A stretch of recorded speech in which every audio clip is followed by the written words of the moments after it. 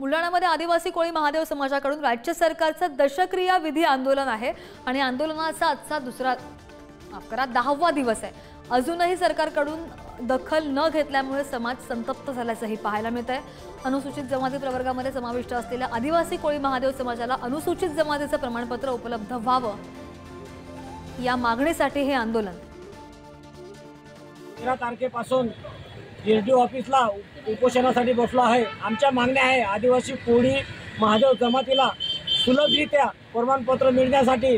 तरी पण या शासनाने आमची 10 दिवस होऊन पण कुठलीच दखल घेतली नाही। उलट आम्हाला हे तुमचं उपोषण बेकायदेशीर आहे, तुम्ही ते उठवा अशी आम्हाला दामदट्टी देत आहे। तरी पण आम्हाला न्याय न मिळाल्यामुळे या सरकारचा तिरस्कार केलेला आहे।